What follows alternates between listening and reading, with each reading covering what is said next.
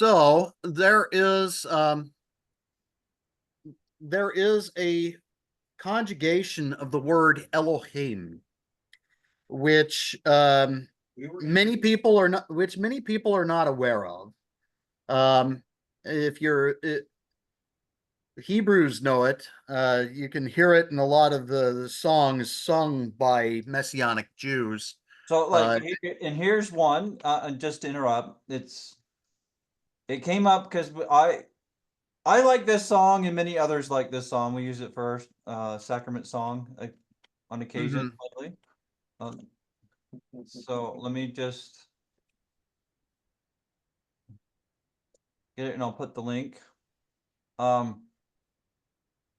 Some of the images I don't like in it, but Crooked Joe Biden just joined Barack Obama for a star-studded fundraiser. Okay, not that part. Yeah. Anyways, but this Zion by Aaron Schust. Aaron Schust, yeah. Yeah. It is a wonderful song, and this is where the word came from. And for me, anyways. And as he's putting the Shama to a kind of a musical refrain in the chorus, he speaks of he uses this conjugation of Elohim, which indicates the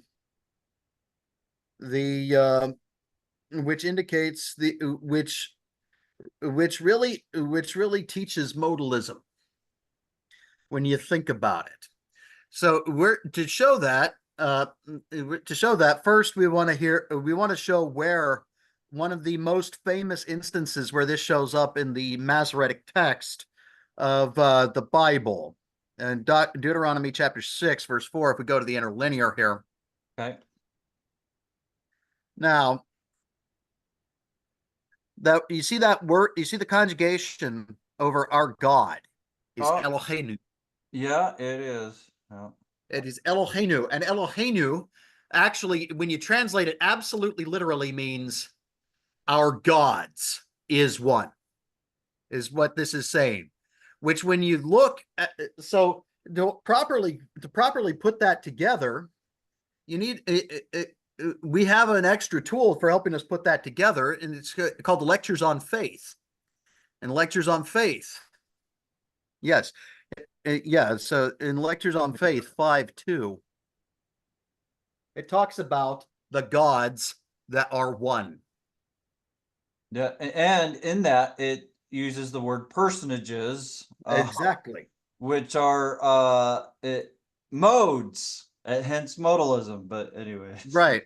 But we know them as God the Father and God the Son, and so this one. So these are the two personages there are two personages who constitute the great, matchless, governing, supreme, singular power over all things. This is stating the same thing as the Shema. Yeah. Yeah. By whom all things were created and made, that are created and made, whether visible or invisible, whether in heaven, on earth, or in the earth, under the earth, or throughout the immensity of space. They are the Father and the Son. The Father being a personage, that is an exterior appearance or role or character assumed, of spirit, glory, and power, possessing all perfection and fullness.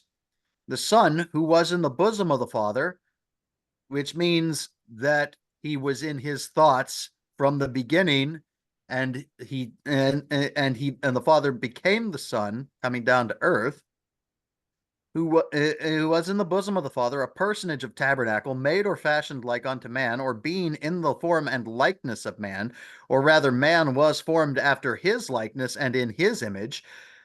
He is also the one thing I'm going to interject just a little bit, because there's multiple things this addresses. So for one, Elohim is a plural word, but it's a majestic plural. Which already, yeah. Which means that they're high in station. It doesn't mean there are actually multiple people there, okay? Mm-hmm. And then, in addition, the form that Yahweh wants to to form us into is his character, which is Yes. Torah. That's the Right. form that he's worried about, not our visual appearance. Okay. Now, That's right. This is, yeah, I it do helps. believe we do in general look like him, but in general, Right. not Right. Not in every specifically. particular. Not in every Right. particular. My receding hairline is probably not indicative of his hairline. My Well, it just all you have to do is go out into the street and take a look at all the people who are on the street, and not a one of them look exactly the same. yeah, so the image that we're supposed to be conformed to is the image of his character. Which is Torah. Yeah. And it's easy, according to David, which It's I do easy- believe. It's easy according to David, and according to Moses, it is not so far off that we have to go to the outer reaches of heaven to find it. Correct. Right. And Before us. I will say probably, I mean, this will vary from people to people, but I think in general, probably the hardest part is worrying what other people will say. Yeah. Yeah. It's not Well- wanting the hardest part about keeping Torah is worrying about appearing the fool. Yeah. Well, Yeah. the hardest part about keeping Torah is subjecting the will of the natural man to the will of Elohim. Right. So this is the point. So the point is that the Shema is teaching the same principle that we find here embedded in Lectures on Faith 5:2. And that is because of the conjugation of Elohim, Okay, which so represents the singleness of the plurality of God. okay, so should we go back to interlinear? Yeah, let's go back to the interlinear and look up and click on Elohim. Elohim at 430. Oh, you're okay. He's going Do there. you want the 430 or the? Both the word and the 430. Okay, so which one do you want to look at them. first? Let's look at the word. Okay. Okay. So here you see it's noun masculine. It's related. It's a conjugation of Elohim, which is speaking of God, divine being, and it indicates plural. Eloheinu particularly indicates the plurality that is one of God. Okay. All right. Okay. So that is. Let's go to Eloheinu now. Here you can see where it's used. Exodus 3:18, to the Lord our God. Eloheinu is used there in Exodus 3:18. Exodus 5:3. It's basically anytime, practically any time. A lot of these times where you're seeing the word our God after the Lord, when you see our God, you're seeing the conjugation Eloheinu, the plural singleness of God. Okay. And so this is the great teaching behind this conjugation, is that God being the Father and the Son, that God being the Father and the Son is one God. Yeah, and I'm just scrolling through here. It's all singular, and it's almost always our God. Sometimes it's a little more than that, like this one. Yeah. No. It's all looking pretty much the same. Yeah. Yeah. And there's a lot here. But it's still basically our God. Yep. So this must be a majestic plural. Yep. Or the translators got it wrong, which happens sometimes, but I don't believe that's the case in this instance. Get it wrong Right. this many times. Yeah. pretty Well, sure. yeah, and so this is the word in Hebrew shows that God is a modal God. One God, multiple modes. Our gods are one God. Okay, I can see what you're getting at with that. I can see that. Oh, sorry. Do you want me to change or you want to stay? I think, and that is the teaching of Elohim. Okay. That's cool. Thank you. Because listening, I like the song, but when they say that, I was Now not you know what they familiar with mean. it, and so I thought it was kind of weird. It Now you know what it actually means, and it actually the experience. makes me like that song so much more. Yeah, yeah, It actually should enhance the experience now. So there you go. yeah. Okay. All righty. Okay, Pause. I'm gonna pause. Zoom. Okay, so we paused and we were just chatting while we're trying to figure out what we wanted to do next. And James 2:10-12 came up. So we thought we'd kind of talk about this. Now there is a JST. It's small. It's just moved some of the words around a little bit. But anyways, Josh, you want to read it for us, verse 10? Sure. For whosoever shall, save in one point, keep the whole law. Wait. For whosoever shall, save in one point, keep the whole law, he is guilty of all. So it's a weird way of saying those who've kept everything except one point of Torah, they're guilty of breaking it all. And now in context, this is about respecting people when they come into the meeting. In terms of how they're allowed to worship. That Right. everybody's allowed to worship in the same way. But we can apply this same principle universally. Right. And this people who don't like Torah love to try to use this against Torah. So, and we can read the whole thing, the next two verses, but I do want to address verse 10 quickly. Yes, let's So, address first. the whole part or point of the law is love. And Yeshua even says that in the New Testament, right? Mm-hmm. To love God with all your heart, might, mind, and strength, and love your neighbor as yourself. Hangs, this is what all of Torah and the commentary from the prophets on Torah is all about. Yes, I know I said it differently, but that is what it means. Well, yeah, you said it in a way that can't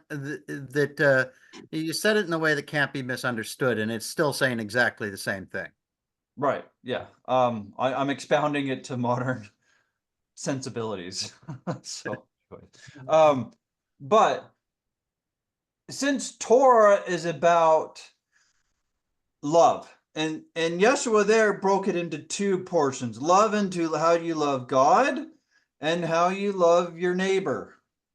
Okay, and then the 10 Commandments has 5 commandments how to love Yahweh. And then 5, how to love your neighbor. And then everything else is commentary upon those 5. Okay. But the root of even those first 2 great commandments, it's all about love. It's how Yahweh wants us to love him and others. So if we aren't loving someone the way that Yahweh told us that we need to love, we have actually broken all love. We're not loving it. It's an all-in-one package. It's not like a buffet that you can take this piece and that piece. It's I'll love in this way, but I won't love in that way. It's all connected. Yeah.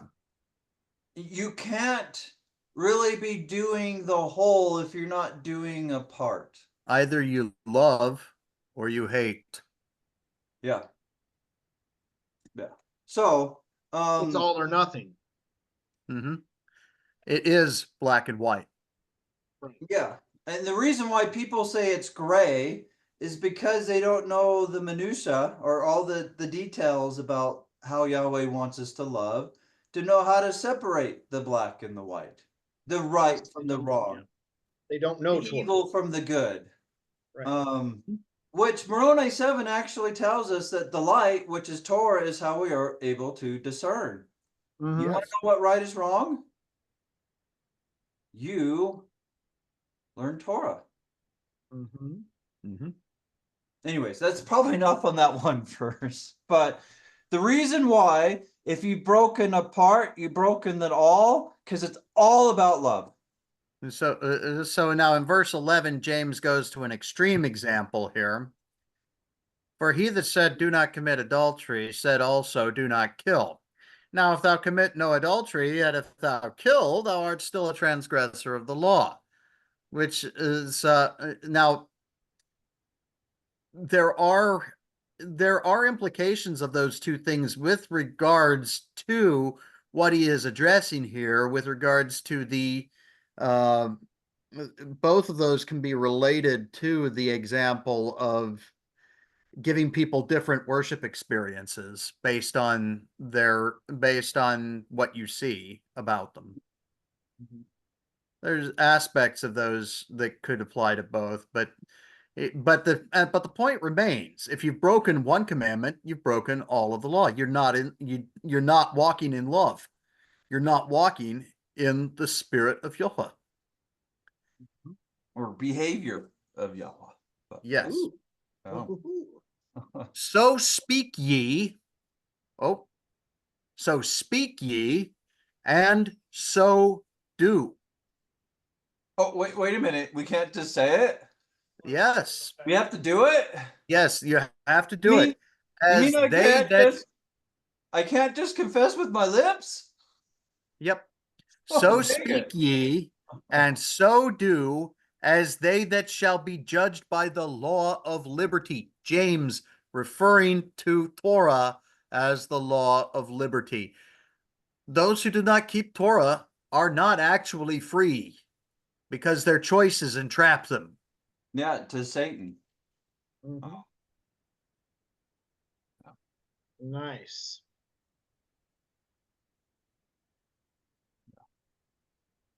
So I think it's a good time to pause again. Yep. Okay, so there's some history in the Old Testament Tanakh that is a little weird. Well, actually, a lot of history's there, kind of weird, right? But I mean, I have weird history in my own life too. So Well, there's a lot of things that appear weird if you're actually reading them at face value and not looking at the symbology. yes, I Behind. completely agree. When you look at the message behind the history that's being told, it makes a lot more sense. And Right, this is an example of this, okay? So let's just read the verses and then I'll talk about it, okay? Oh, I should change my screen share, huh? Yeah. Yeah. I was gonna say, Guys. I see a list. No. Yeah, that's not what I was wanting to share. Sorry. Anyways, I can see what I wanted. Does that count? Sure. Sure. I mean, yeah. Zach, are you willing to read verse 20 and 21? Now Elisha died, and they buried him. And the bands of the Moabites invaded the land at the coming in of the year. And it came to pass, as they were burying a man, that behold, they spied a band of men, and they cast the man into the sepulchre of Elisha. And when the man was let down and touched the bones of Elisha, he revived and stood up on his feet. Right. Okay, this is a weird history. Okay.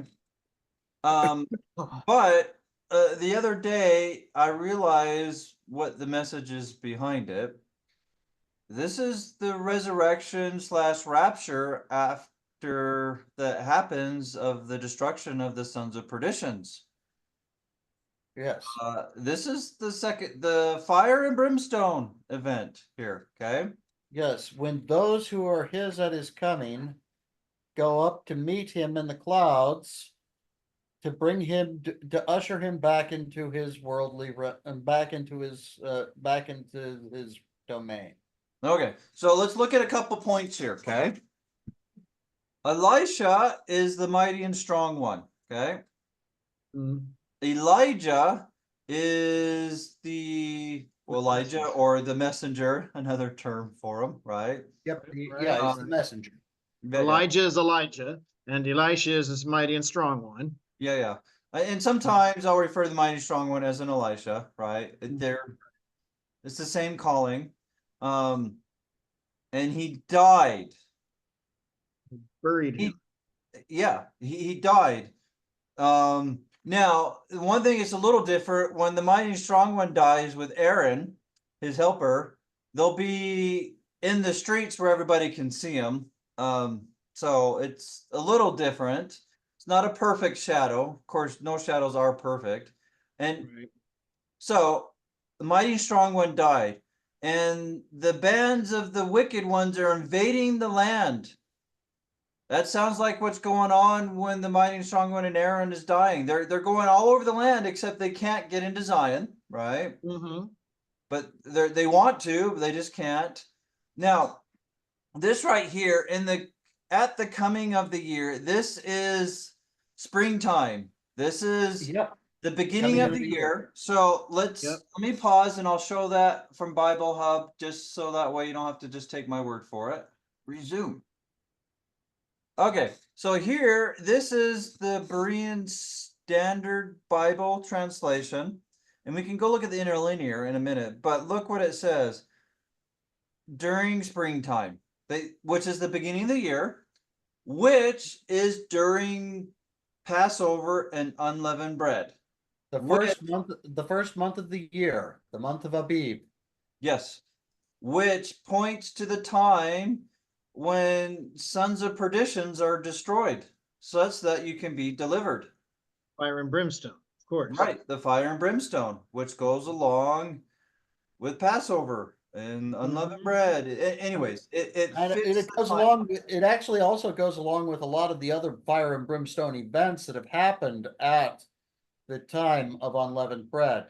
Yeah, they all been during that time. Yeah, Sodom and Gomorrah. I in my important coming dates, I list all of them that I know of. And what happens there, and it's just like the fire and brimstone. So sometimes they're not perfect shadows, but they're pretty close once you know what to look for.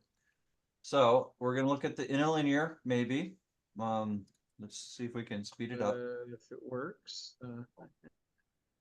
Okay, I'm gonna pause while we try to get this part to work.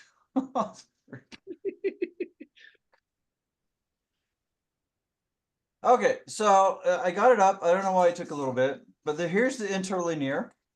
And then here's the spring, which in the King James it said in the beginning of in the coming of the year, I think it was. Yes, the coming of the year. The coming in of the year. Yes. Yeah, which is the start of the year. Which, when you consider when the start of the Hebrew year is, the first month of Abib, usually begins end of March, beginning of April. Yeah, and just looking at this, it looks like the Berean Standard Bible is doing some interpreting. Because the King James is being more literal here, right? I'm not too worried about that. But the start of the year is spring, Passover time. So, anyways. Right. Okay, so let's go back to the two verses. So let me go back to share.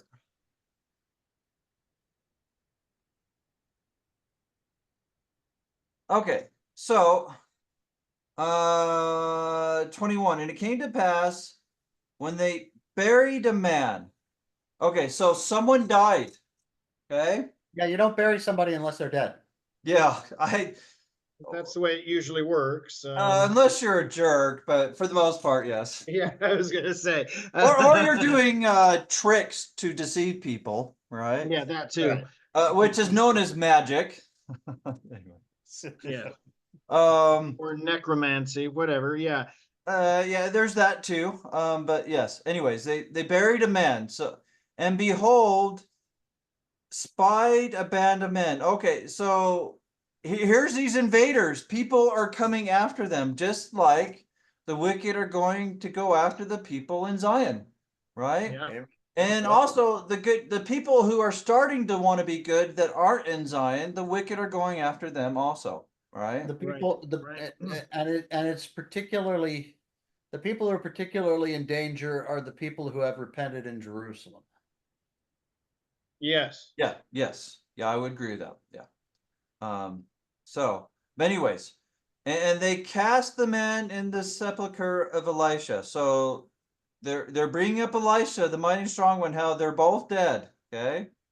Oh, Which goes along with Revelations 11 Yeah. and the two helpers, the mighty strong one and Aaron, his helper. And the man was let down. I don't know what to say about that. But basically, they let him down into the same hole. They let him down into they let the body down into the same hole that Elijah was buried in. that's true. And I would now add, for some reason that triggered something for me. He went into this, they both went into paradise Yeah, versus going to hell. yeah. So I would say that's what that's pointing at.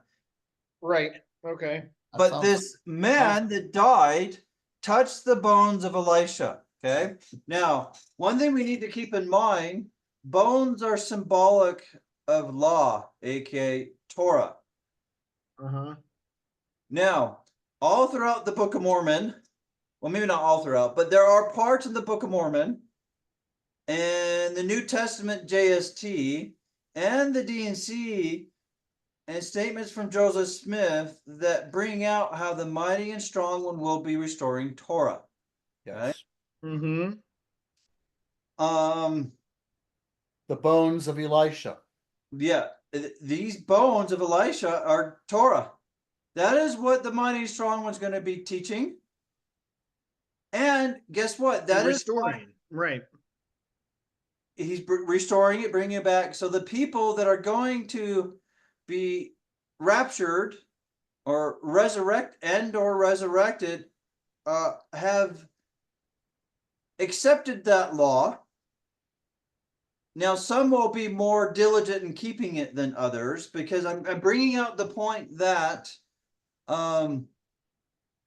at the rapture, celestial people who have received their celestial glory will be resurrected and brought up in the sky, in addition to those who have gotten the terrestrial glory. Yes, Now, those who are his at his coming. correct. Now, there is a difference. The celestial glory are those who diligently keep Torah, where the terrestrial, There you go. terrestrial Yeah. are ones that believe it but aren't so diligently in keeping it. Okay. Right. They aren't so diligent in keeping it until they have the reminder in front of their face of who their king is. Right. Because they get caught up in the worries of the world, going Exactly. to the parable of Yep. the sower, for example, for that. Okay. Right. But the basic idea is everywhere. Anyways, but those are the two groups that touched Torah that the mighty and strong one will be teaching. Mm-hmm. And now this dead man, he revived and stepped out on his feet. So in this case, this actual history is a Lazarus event, right? He will die again. It's not resurrected, because Yeshua is the first fruit, the first man to be resurrected. Because if I recall correctly, But when you think about it, if I recall correctly, the word for revived basically means the life came into him again. We can go look real quick. well, here's my thing. Okay. When we are not obeying Torah, we are dead. Right. We are dead to the things of the spirit, because the spirit is Torah. Correct. And to go along with that, that goes imagery in Genesis where Yahweh breathed the wind into Adam, and then he became a living soul. He was a living soul because he was keeping Torah life. Right. Right. Yeah. Right. So when these man, or when he centers his life or touches the bones of Elisha, right? Centers his life on Torah, he becomes a living soul Yes. again. And Yeah. it So is here, a very literal Lazarus event. Yes. yeah. So And what we have here, what we're seeing here is the remez and not yeah, the Pashad is somebody got lowered into a grave and came back out. But yeah, the remez and Anyways, The the other surface Drash. and deeper. Remez and Drash level interpretations. right. Right. Remez Drash. Okay. Yes. So should we go look at the word revive and then we go back to the last little? Yeah, let's take a look at that. Let's take a look at that because I may be incorrect on that, but I think It's I hard think to get that- everything correct. I get stuff. We all get stuff wrong. It's just a matter, are we open to learning and getting corrected? Right. yeah. Mhm. Okay. So that's going to be this one. Let's live. So, do you want to look at it more? Because if you want, I'll pause. You can find the words you like, and then we can bring them out. How about that? So I'm going to pause. Sometimes Okay, so we found what I had been looking at. And yes, very literally, it just means to live. But as we go down and see how in its uses, two. Two. Okay. Let me. Use two. Did I go too far? This one. Yep, that one. Okay. Be quickened, revive, and then D from death. So clearly, what happened here is that he was revived from death, which is not the same thing as a resurrection. It's the same thing as what happened to Lazarus. It could not be a resurrection because Yeshua was the first fruits of them that slept. Yep. Yeah. So it was no resurrection.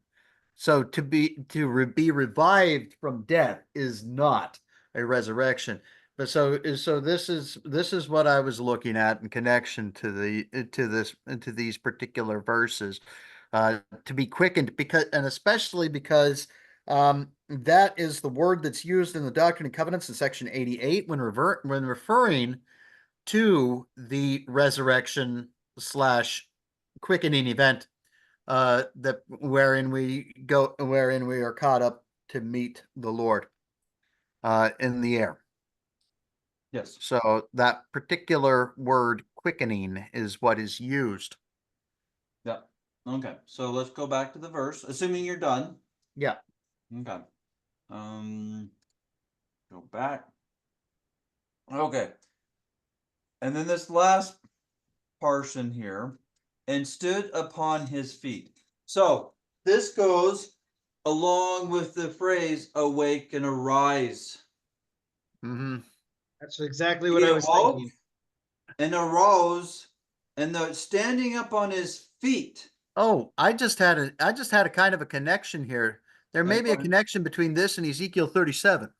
Okay, let me finish this thought and then we can go look, okay? Yeah.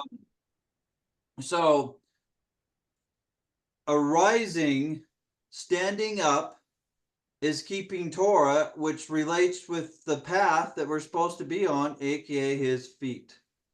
Mm-hmm.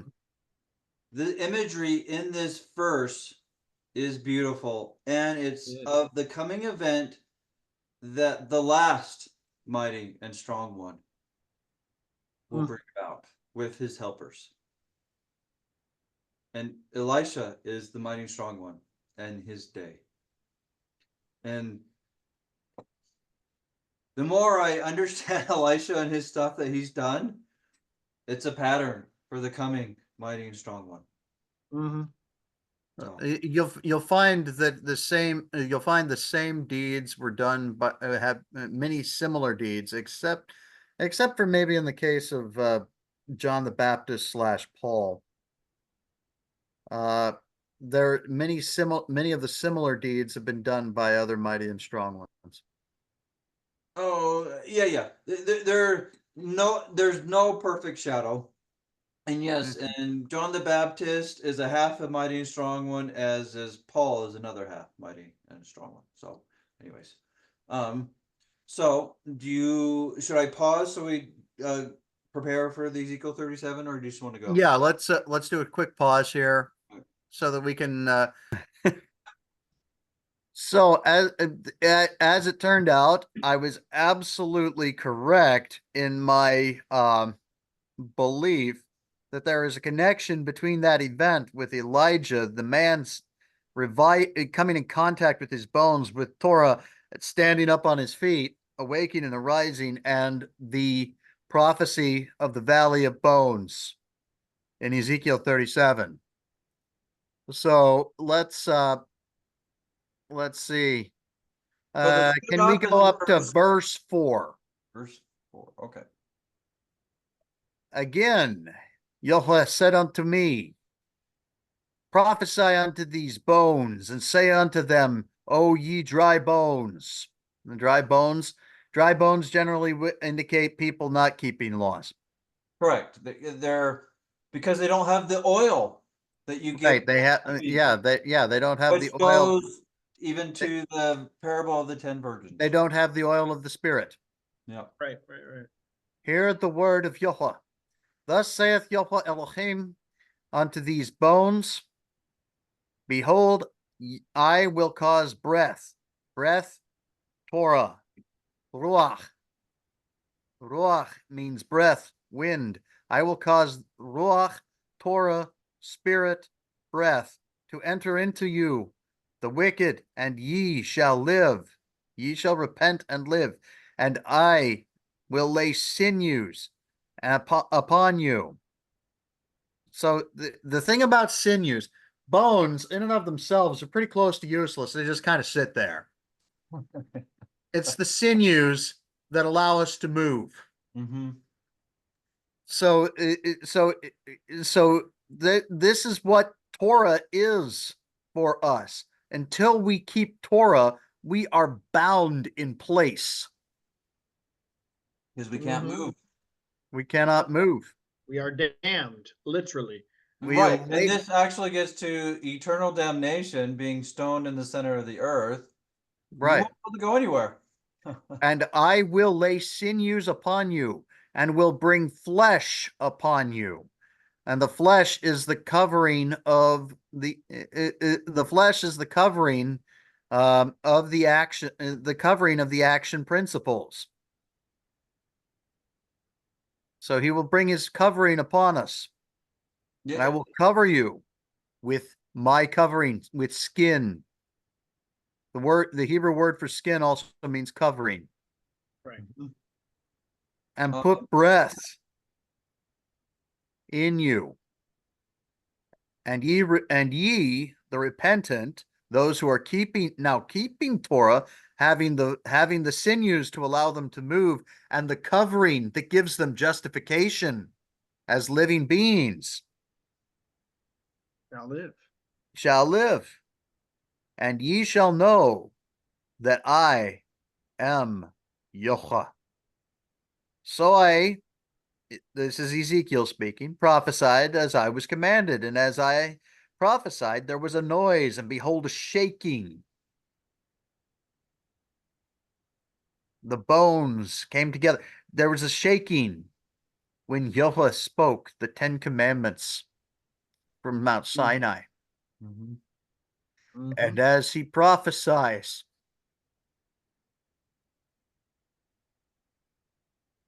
of Torah, as we've talked about, there is a shaking. And the bones came together, bone to his bone. And when I beheld, lo, the sinews and the flesh, the ability to take action, and the covering of Yahweh, came upon them, and the covering covered them above, but there was still no breath in them. Then said he unto me, Prophesy unto the wind, the ruach, the spirit, the breath. Prophesy, son of man, say to the wind, spirit, breath, Thus saith Yahweh Elohim, Come from the four winds, breathe, and breathe upon these slain, that they may live. And so I, Ezekiel, prophesied, as he commanded me. And the breath came into them, and they lived, and stood upon their feet, an exceeding great army. They awoke, they arose, Exceeding great and army. Stood upon their feet. it would not have happened. There's another really awesome lesson that just came to me from this.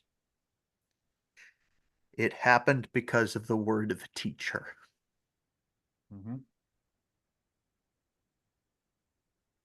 Because he prophesied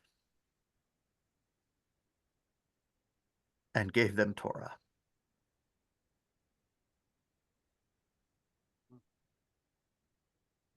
And that is what causes the valley of dry bones to rise, is the word of a teacher.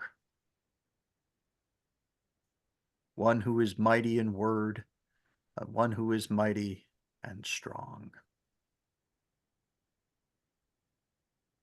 Amen. May we look forward to him and accept him. Because if we don't, you're on the wrong side. If you don't accept Yeshua's servants, you don't accept Yeshua. Yep. Now, I will also say with that, there's a lot of people who claim to be servants of Yeshua that are actually servants of Satan. But If they do not, go ahead. if they behold the law and the testimony, if they teach not according to this, it is because there is no light in them. Isaiah 8. Yeah. And light is a key word for Torah. So it's just Mighty Strong One's going to be teaching Torah. Whoever he is. He's going to bring Absolutely. people back to God's ways.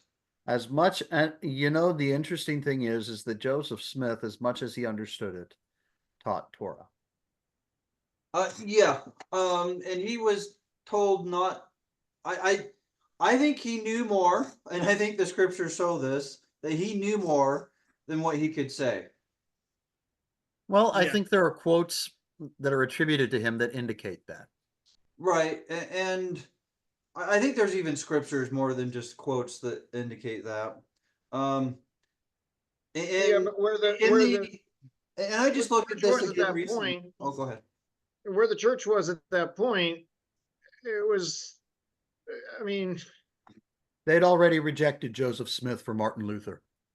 Correct. Yeah. Yeah. So here, I'm just going to do it here because it's the most convenient. But in 1833, which was DNC 4, but now is DNC 5, it's worded a little different. The intent's the same, but it's not easy to see. But I'm just going to read it. And verily, I, Yahweh, say unto you, Joseph Smith, that woe shall come unto the inhabitants of the earth, aka fire and brimstone, if they will not hearken unto my words, unto Yahweh's Torah. Because if they don't hearken unto it, they're going to be down where the fire and brimstone is going to be, and set up in the clouds with him. Behold, if they will not believe my words, which is Torah, because we're supposed to live by every word that proceeds out of the mouth of Yahweh. it's from the mouth of God. Yes. They would not believe my servant Joseph. If it were possible that Joseph could show them all things, that Torah. is a term for Torah. Okay. When God uses it, more often than not, he's talking about Torah. Right. And now we have to be careful because of context, because it's not Right. always Torah, but I'll tell you here it is Torah. Because Yahweh's servants are to teach Yahweh's laws, not the mysteries. Mhm. Okay? And The you the mysteries are revealed to those who will live the law. correct. Right. So, considering mysteries are only given to those who keep the law, this can't literally be all things as us Greek-minded people think. It's Torah. Right. And people aren't ready for Torah today. What? Well, at the end of the day, isn't Torah the key to all things anyway?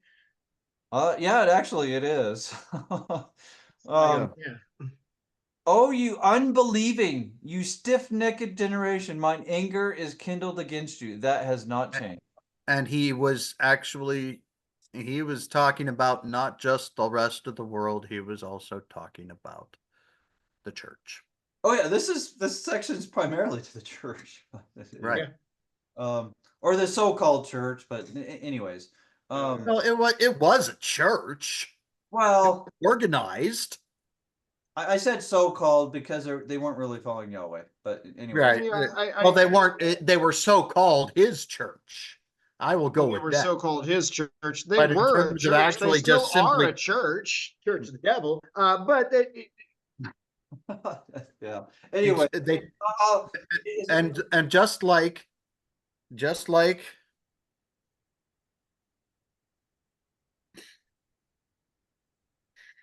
when Christ came,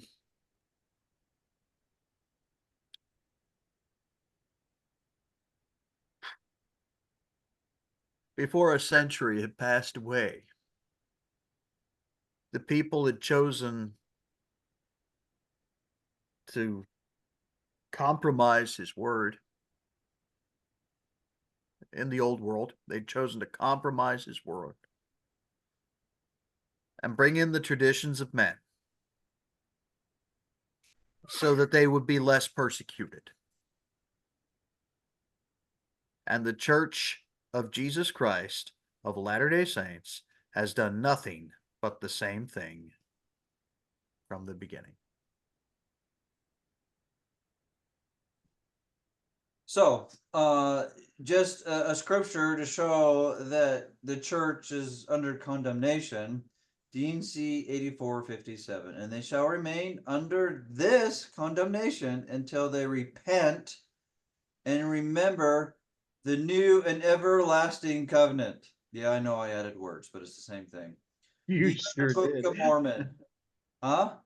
You sure did. That new and everlasting covenant is Torah. Even the Book of Mormon, because that is what the Book of Mormon teaches. It's Torah, right? Mm-hmm. And the former commandments, Torah, which I, Elohim, gave them not only to say, but to do according to that which I, God, have written. Yahweh wrote the 10 Commandments, which is Torah. With his finger. Yeah. Um, Now, I don't know if I can find the verse. Let me look, see if I can find a verse real quick. So let me pause before I say something. Okay, so I found the verse I was looking for. So, just before I read this, I'm going to state something real quick to help people see what's going on here when it happens. Part of one of the commands, part of Torah, is to keep a history, okay? This is where the Brighamites get the justifications for keeping a journal, which I'm not good at. But anyways, so let me read this. And death came upon our fathers. So just so we know where it's at, this is JST Genesis 6:47. And death come upon our fathers. Nevertheless, we know them and cannot deny them, or cannot deny. And even the first of all we know, even Adam. Adam's the first man. For a book of remembrance we have written among us. This is the history according to the pattern given by the finger of God. God wrote the 10 Commandments with his fingers for Adam and his generation also. This is another proof that Adam had Torah. This is why Moses got Torah from Yahweh with the finger of God, because it was first done that way in Adam's time. Well, and this also goes to show the unchanging nature Yeah. of Elohim, Yahweh. Hmm? And it connects, and it connect. We have a connecting piece here between, we have a connecting piece here between Adam and Moshe, and there's another piece given at the time of the flood, after Noah came out of the ark, So, wherein he equates the commandments and the covenant. yep. And the everlasting covenant, which is what I added to DNC 84. Right. Or read into, maybe be a better way. Right. Which you read into 84. But to show that this is not an invalid, this also shows that that is not an invalid reading. Correct. Yeah. So I think this is JST Genesis 9:21 through I don't remember 25. 25. And this is where the Lord, where Yahweh is giving Noah the sign of the covenant. By the way, which is the 7-color rainbow, right? Yes. Yes. Yes. And the Yeah. bow shall be in the cloud, and I will look upon it, that I may remember the everlasting covenant which I made unto my father, unto thy father Enoch, that when men should keep all my commandments. Oh, That's what we promised. wait a minute. What's the everlasting covenant? When men men all shall my keep all my commandments, which were written upon stone for Adam and for Moshe. Moshe. And it's not polygamy that the Brighamites try to make it out to be. That's right. Zion should come again upon the earth. The one thing that's keeping Zion from the earth is the fact that men will not embrace Torah. The city of Enoch, which I have caught up unto myself, and this is mine everlasting covenant, that when thy posterity shall embrace the truth, I am the way, the truth, and the life. In the beginning was the Word, and the Word was with, and the Word was with God, and the Word was God. That when thy posterity shall embrace the truth and look upward, then Zion would look downward, and all the heavens shall shake with gladness. By the way, looking upward just means embracing the truth. Yeah. Because the truth comes from heaven. It comes from the Father of lights, in whom there is not a shadow of variableness or changing. Then shall Zion look downward, and all the heavens shall shake with gladness, and the earth shall tremble with joy, and the general assembly of the church of the firstborn shall come down out of heaven and possess the earth. Again, going back to that wonderful event where those who are Christ's at his coming will be caught up to meet him in the air and bring him into his realm. Yeah. Yeah. And possess the earth.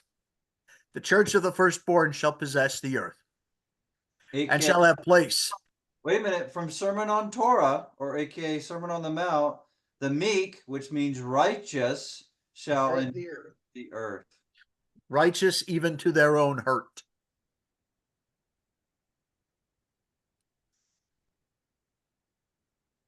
Okay. And the general assembly of the church of the firstborn shall come down out of heaven and possess the earth, and shall have place until the end come.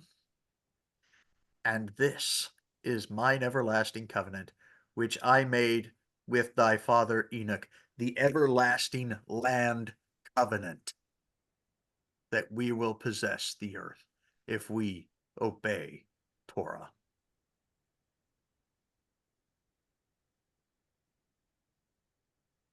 and the bow shall be in the cloud. The symbol of that covenant. And I will establish my covenant unto thee, unto Noah, and then unto Abraham, then unto Isaac, and Jacob, and reestablished again in Yeshua, and the Moshe and Yeshua. And then again with the mighty and strong one. Joseph Bow Smith shall, done stuff to prepare. Joseph Smith did mighty things to prepare the way, Yes. but it will be again established with the mighty and strong one. The bow shall be in the cloud, and I will establish my covenant unto thee, which I have made between me and thee, for every living creature of all flesh that shall be upon the earth. And God said unto Noah, this, the rainbow, is the token of the covenant which I have established between me and thee, for all flesh that shall be upon the earth. Joseph Smith is quoted as saying that we shall know that the time of his coming is at hand in the year when there is no rainbow.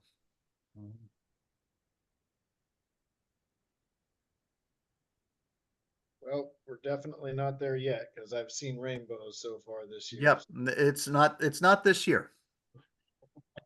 We're getting close. Yep. We're getting there. Because guess what it means when there's no rainbows? No rain. It means there's no rain. Mhm. Because the wickedness of the earth is so overflowing that God must turn back his hands from blessing them. Mhm.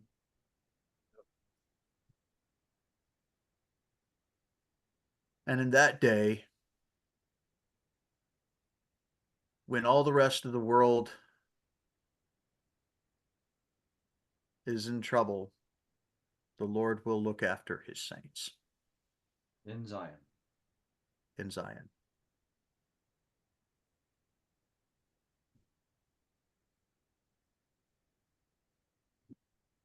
So I think that's a good stopping point. Yes, I agree. Okay, so I'm going to stop.